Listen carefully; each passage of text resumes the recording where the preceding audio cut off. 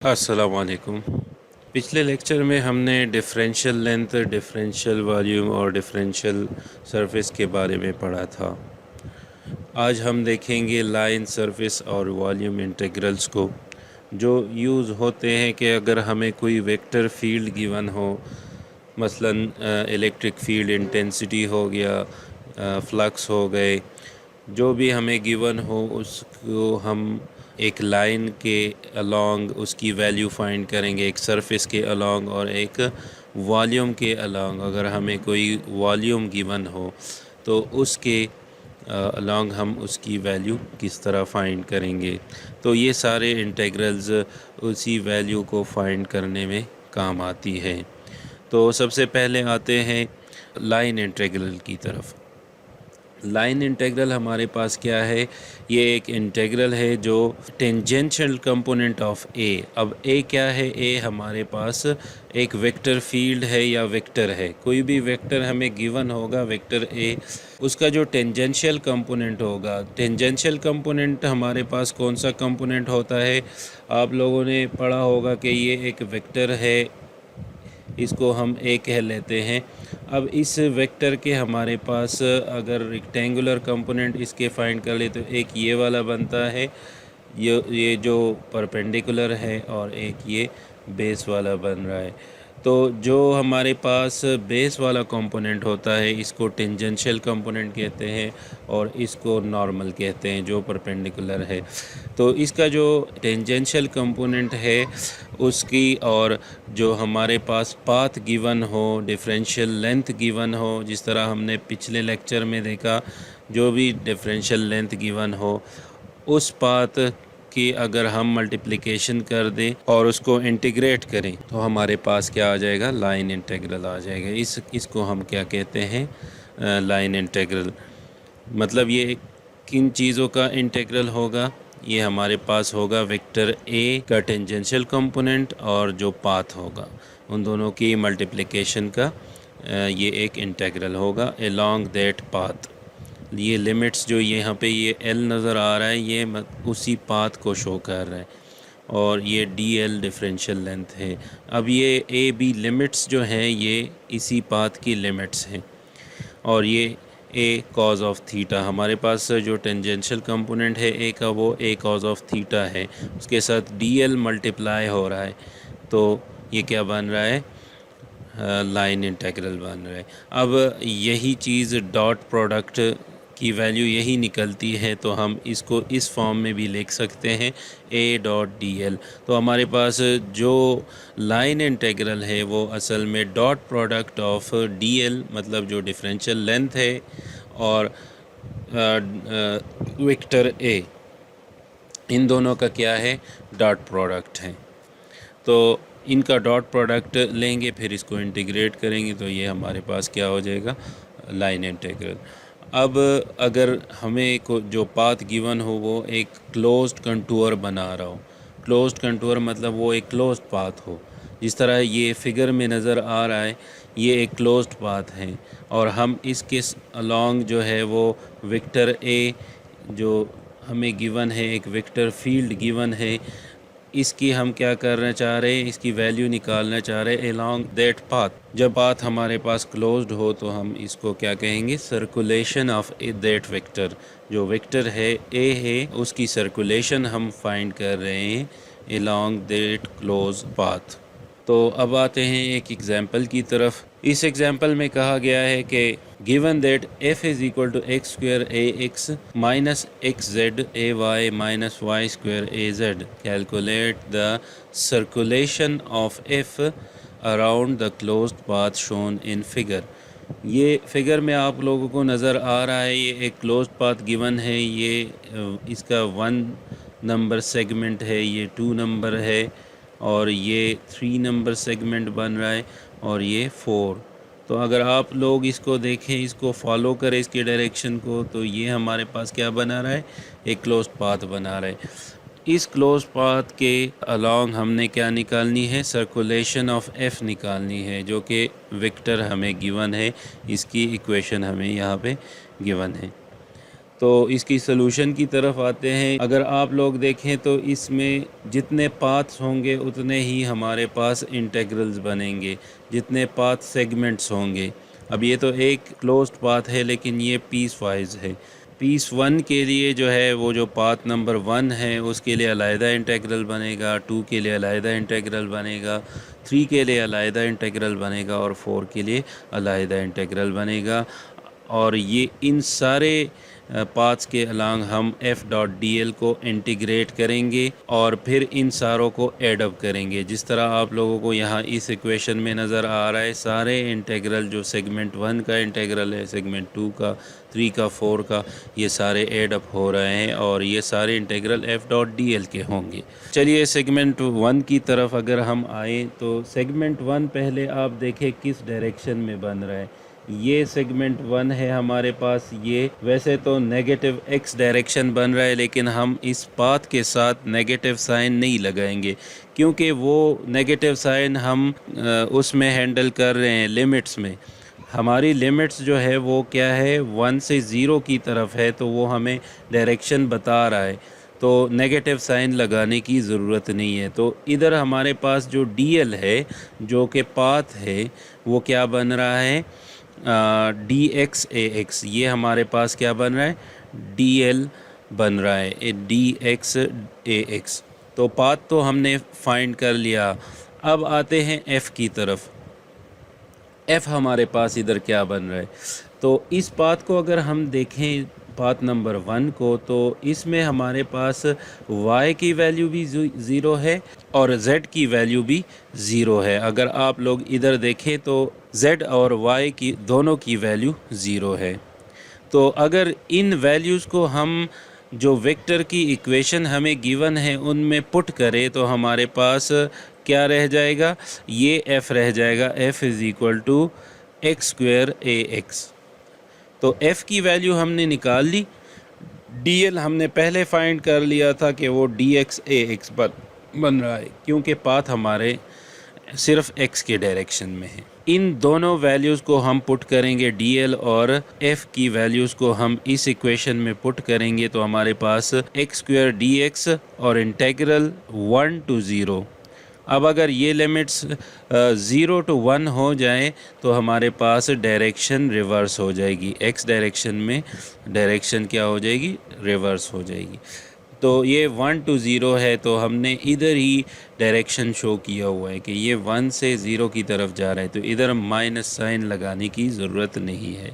अब अगर हम इसको इंटीग्रेट करें तो एक्स क्यूब डिवाइडेड बाई 3 आ जाएगा, और ये लिमिट्स अगर हम पुट करें तो हमारे पास वैल्यू आ जाएगी -1 डिवाइडेड बाई 3। तो ये हमारे पास जो सेगमेंट 1 के अलोंग वेक्टर f की वैल्यू आ रही है वो है -1/3। अब अगर आप लोग सेगमेंट 2 की तरफ देखें, सेगमेंट 2 हमारे पास क्या बन रहा है, ये वाला सेगमेंट बन रहा है। तो अगर आप इसको देखें तो ये पॉजिटिव y एक्सिस के अलोंग बन रहा है सेगमेंट 2, और इस पे z और x दोनों की वैल्यू 0 हैं। यहाँ पे अगर आप लोग देखें ये x और z दोनों क्या है, 0, क्योंकि ये एक्सेस पे बन रहा है, y एक्सेस पे बन रहा है। इन दोनों की अगर 0 वैल्यूज़ हम इस वेक्टर f में पुट करें तो हमारे पास कौन सा वेक्टर रह जाएगा, ये वाला वेक्टर हमारे पास रह जाएगा। f की वैल्यू हमारे पास रह जाएगी -y² az। और dl क्या बन रहा है, dl चूँकि हमारे पास y की डायरेक्शन में बन रहा है तो ये dy और ay बन गया। अब इन दोनों वैल्यूज़ को हम अगर पुट करें, इसका f.dl निकालना चाहे तो डॉट प्रोडक्ट में आप लोगों ने देखा कि अगर सेम यूनिट वेक्टर का डॉट प्रोडक्ट 1 आता है, मतलब ay का ay के साथ 1 आएगा, बाकी ax और az के साथ इसका डॉट प्रोडक्ट क्या आता है, 0 आता है। तो अगर आप इस वेक्टर को देखें तो इसमें यूनिट वेक्टर कौन सा है, az की डायरेक्शन वाला कंपोनेंट बन रहा है, और यहाँ पे ay है, तो इन दोनों का डॉट प्रोडक्ट क्या हो जाएगा, 0 हो जाएगा। तो जब डॉट प्रोडक्ट 0 हो गया तो इसका इंटेग्रल भी जो है हमारे पास क्या हो गया, इसका इंटेग्रल भी हमारे पास 0 हो गया। तो पाथ 2 के अलोंग वेक्टर f की वैल्यू क्या बन रही है, 0 बन रही है। अब सेगमेंट 3 की तरफ आते हैं। तो सेगमेंट 3 कौन सा बन रहा है? सेगमेंट 3 हमारे पास ये वाला सेगमेंट बन रहा है। तो इसमें अगर आप लोग देखें तो y की जो वैल्यू है वो तो फिक्स है, वो 1 पे है, तो y हमारे पास क्या हो गया, 1 हो गया।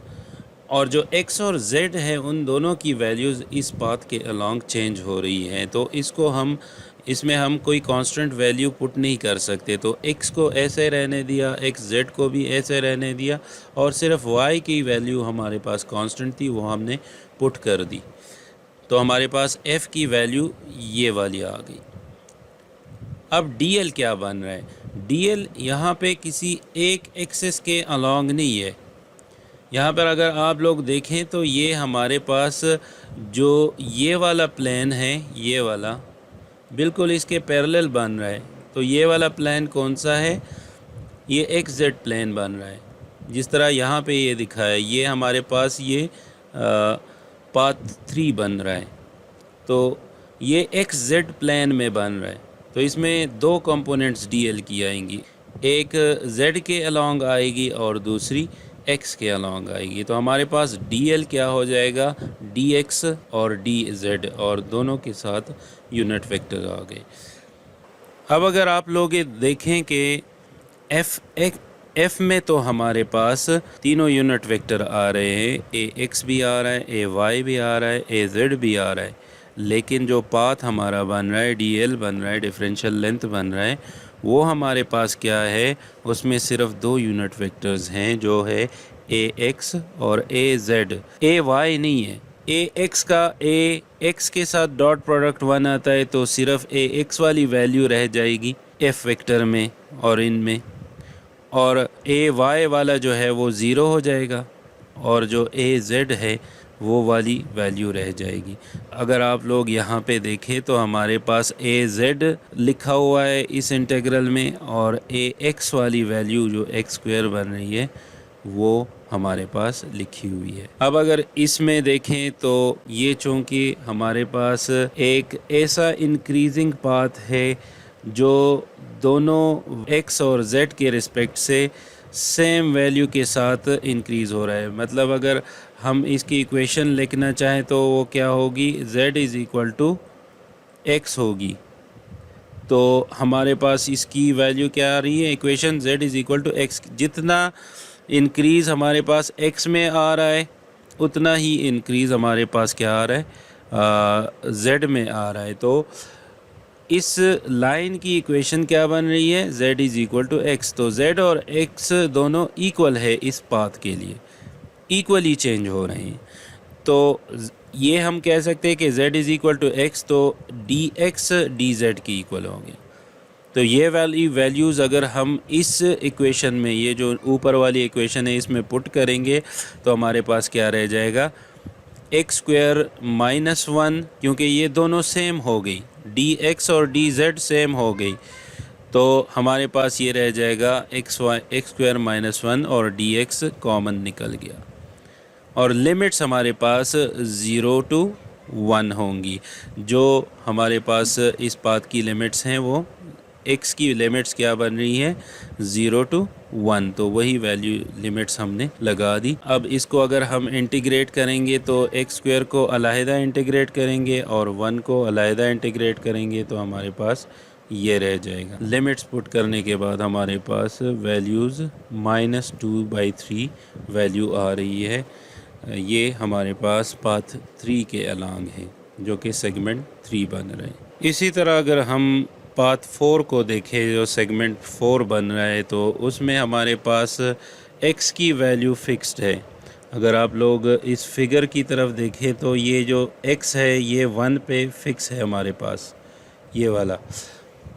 तो x की वैल्यू हमारे पास सेगमेंट 4 के लिए क्या है, 1 है, फिक्स है। इसको हम पुट करेंगे इस f की इक्वेशन में, तो यहाँ पे क्या हो जाएगा, 1 रह जाएगा, x की वैल्यू 1 पुट हो जाएगी, यहाँ पे भी 1, और y square as it is रह जाएगा, और z की वैल्यू भी एज इट इज़ रह रही है।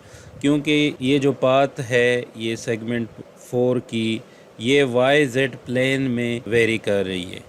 तो y और z दोनों की वैल्यूज़ हमारे पास क्या कर रही है, चेंज हो रही हैं। तो यहाँ पे हमारे पास y और z में हम कोई कांस्टेंट वैल्यू पुट नहीं कर सकते। तो हमारे पास वेक्टर क्या बन रहा है, f का ये वाला वेक्टर बन रहा है ax minus z a y minus y square a Z.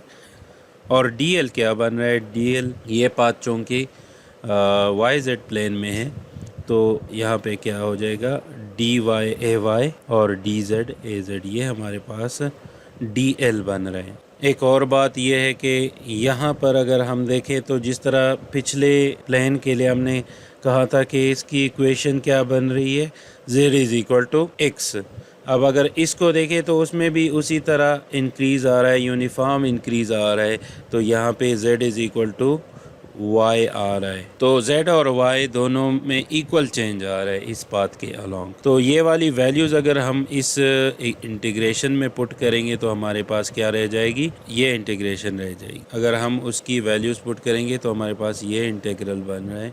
इसको हम इंटीग्रेट करेंगे, लिमिट्स पुट करेंगे तो हमारे पास वैल्यू क्या आ जाएगी, 5/6। तो जो पाथ 4 है, सेगमेंट 4 है, उसके अलोंग हमारे पास ये वाली वैल्यू बन रही है x की।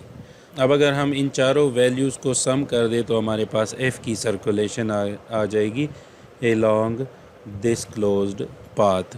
तो इधर हमने इनको सम कर लिया तो ये आ रहा है -1/6। तो ये वाली वैल्यूज़, ये सर्कुलेशन आ रही है हमारे पास। जो पाथ l गिवन था हमारे पास, क्लोज्ड पाथ था, ये वाला इंटीग्रेशन है। इस पे ये जो सर्कुलर साइन नज़र आ रहा है इस इंटीग्रेशन पे, ये कंटूर को ज़ाहिर कर रहा है। ये सर्कुलर इंटीग्रल या क्लोज पाथ के साथ जो हम इंटीग्रल लेते हैं ये हमें वो शो कर रहा है। तो ये हमारे पास इसकी वैल्यू, जो सर्कुलेशन ऑफ f है, वेक्टर फील्ड f, उसकी वैल्यू आ रही है -1/6। अब आते हैं सरफेस इंटीग्रल की तरफ। तो अगर हमें एक वेक्टर फील्ड a गिवन हो जो एक रीजन में कंटिन्यूस हो और उसी रीजन में एक सरफेस हो s, इस तरह ये फिगर में आप लोगों को नज़र आ रहा है। सरफेस इंटीग्रल हमारे पास इस वेक्टर और इस सरफेस के लिए क्या होगा, जो हमारे पास वेक्टर a है उसका डॉट प्रोडक्ट होगा an के साथ। an क्या है, ये इस सरफेस का नॉर्मल है जो बिल्कुल इसके परपेंडिकुलर होता है। तो इसके नॉर्मल का हमारे पास डॉट प्रोडक्ट होगा जो वेक्टर है हमारे पास a, और उसको हम इंटीग्रेट करेंगे with respect to this surface. अब यहाँ पे सरफेस है तो हमारे पास ये सिंगल इंटीग्रल नहीं होगा, क्योंकि सरफेस हमारे पास दो कंपोनेंट से बनता है, या तो एक्स वाई होगा या वाई जेड होगा या एक्स जेड होगा। तो हम यहाँ पे डबल इंटीग्रल जो है ना वो अप्लाई करेंगे। इसको हम साई से डिनोट करते हैं, इस सिंबल को कहते हैं साई।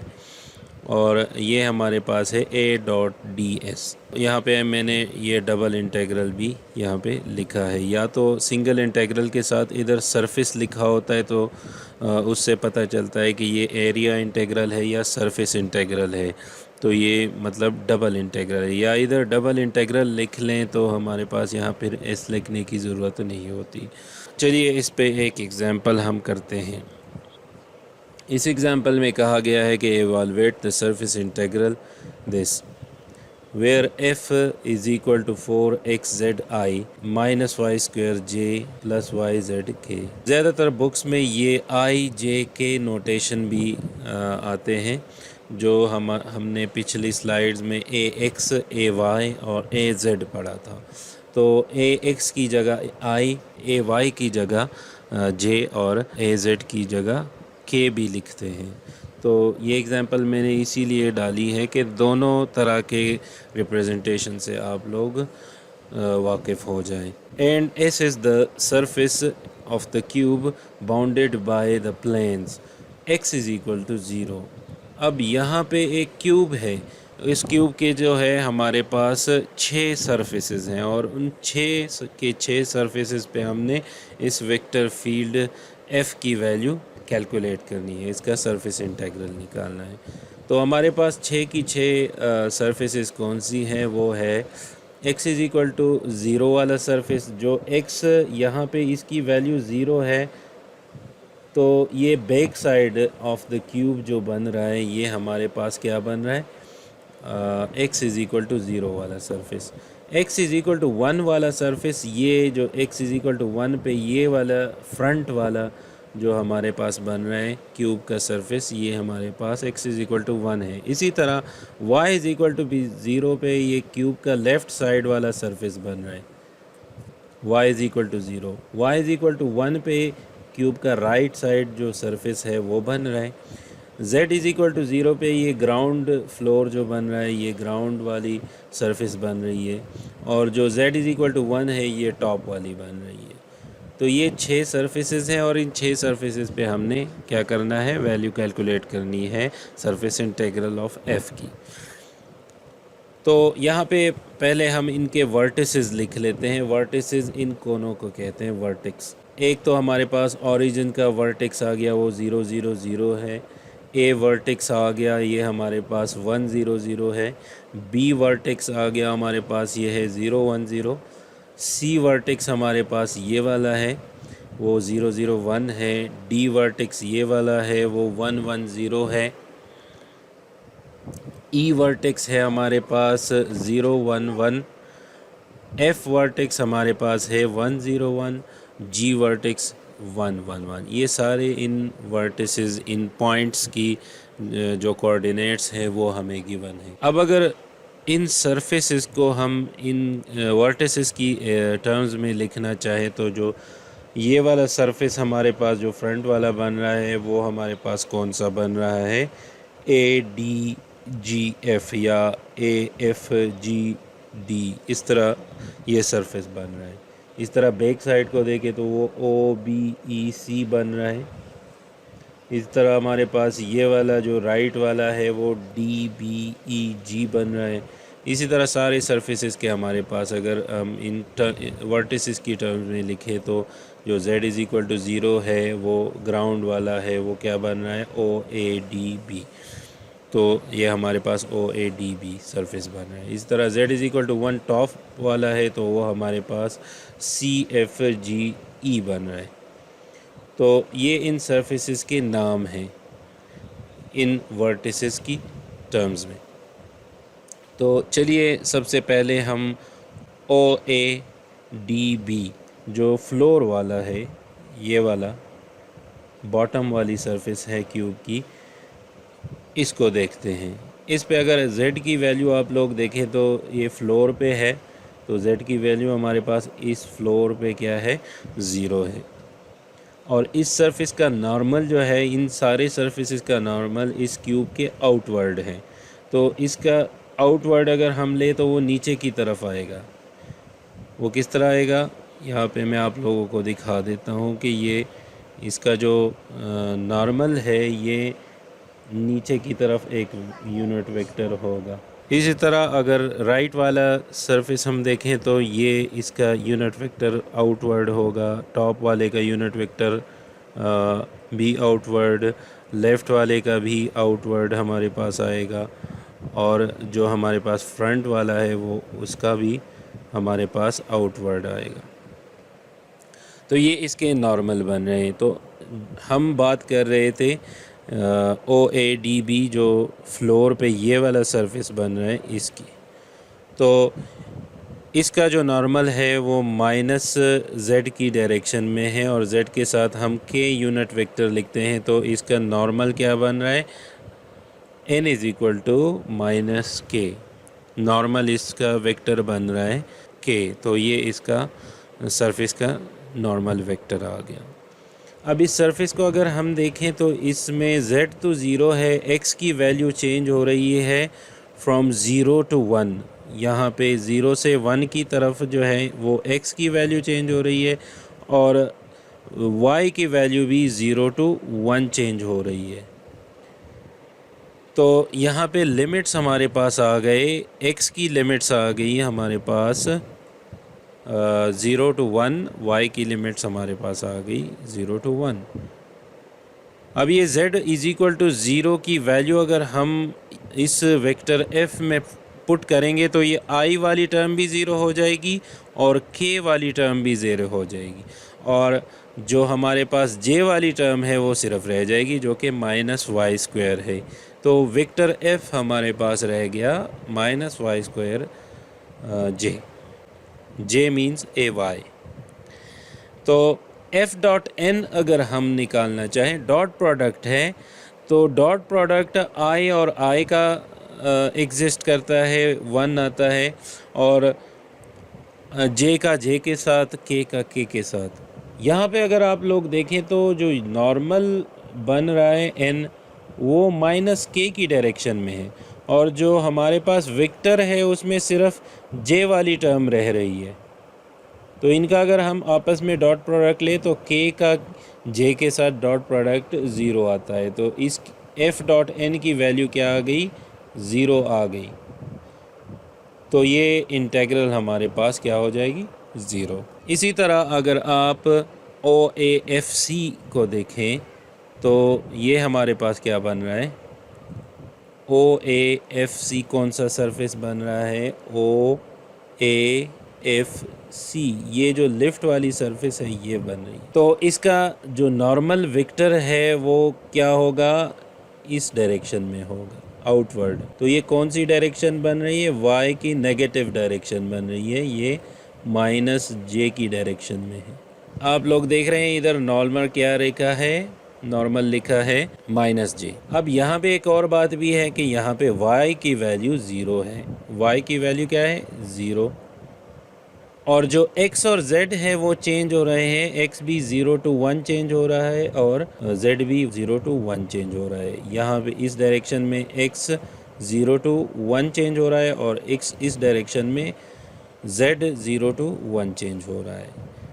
अब अगर ये y = 0 वैल्यू इसमें पुट करें तो ये y वाली टर्म एक ये है और एक ये है, ये दोनों क्या हो जाएंगी, 0। तो ये i जो वाली जो टर्म है ये हमारे पास रह जाएगी, ये i यूनिट वेक्टर है। तो हमारे पास जो नॉर्मल बन रहा है वो j की डायरेक्शन में है और वेक्टर का हमारे पास सिर्फ i वाला यूनिट वेक्टर रह रहा है। तो इन दोनों का डॉट प्रोडक्ट भी 0 हो जाएगा क्योंकि इनके यूनिट वेक्टर बिल्कुल परपेंडिकुलर है, i और j परपेंडिकुलर है। और डॉट प्रोडक्ट में आप लोगों ने देखा होगा कि कॉज ऑफ थीटा होता है और इधर इन दोनों के दरमियान एंगल 90 आ गया तो ये 0 हो गए। तो यहाँ पे हमारे पास ये इंटेग्रल भी 0 आ रही है। अब जो थर्ड सरफेस है OBEC, अगर इसका हम देख लें तो ये जो बैक साइड वाला सरफेस है ये वाला, ये बन रहा है, ये सरफेस बन रहा है, टॉप वाला नहीं बैक वाला, OAOBEC।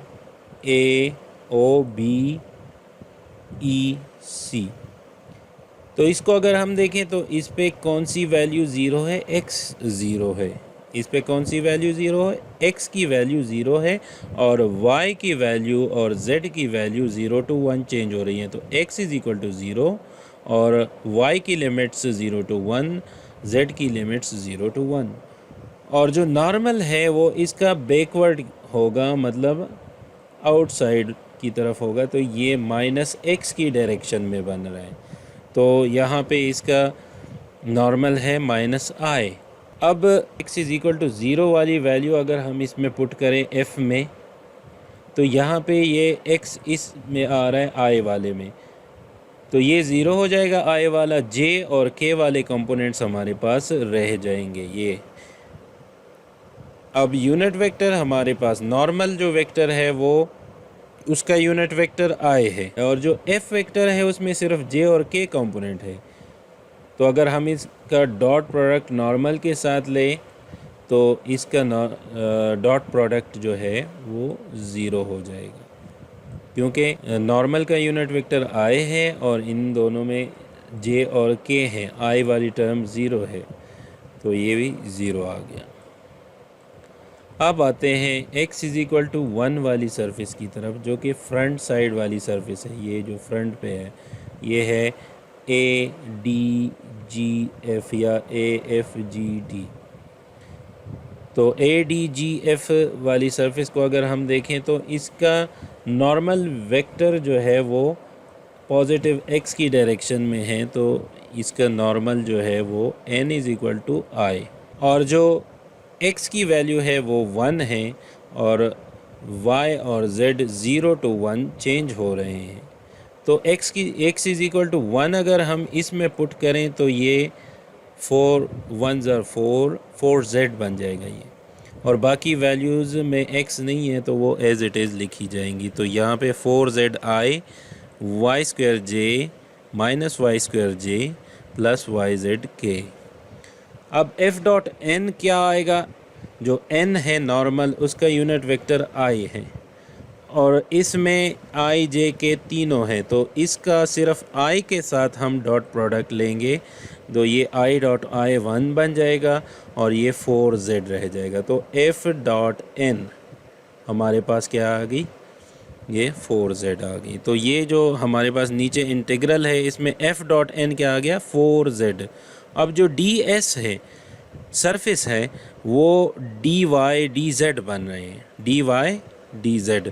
तो इसकी जगह ये वैल्यू पुट कर दी हमने, ये dy dz, और ये 4z जो है ये हमारे पास f.n आ गया। अब इसको अगर हम इंटीग्रेट करें तो ये इंटीग्रेशन बारी बारी करेंगे, एक साथ नहीं हो सकती। dy जो है इसके रिस्पेक्ट से पहले हम इंटीग्रेशन करेंगे तो यहाँ पे z के साथ y आ जाएगा, ये 4 बाहर निकल गया, z के साथ क्या आ गया? y। फिर y की लिमिट्स इसमें पुट करेंगे तो 1 - 0 1 आ गया, तो यहाँ पे क्या रह जाएगा? z रह जाएगा। अब ये dz वाली इंटीग्रेशन फिर हम इस पे अप्लाई करेंगे तो यहाँ पे z² / 2 हो जाएगा। इसमें लिमिट्स पुट करेंगे तो हमारे पास इसकी वैल्यू क्या आ जाएगी?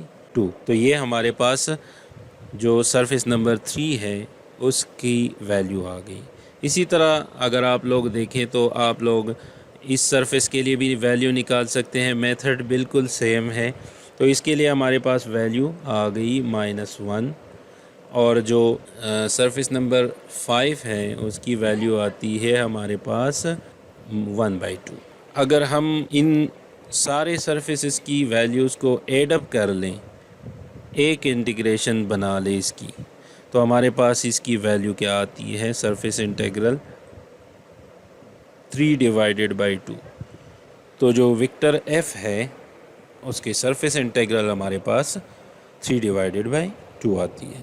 तो ये थी हमारे पास सरफेस इंटीग्रल ऑफ f।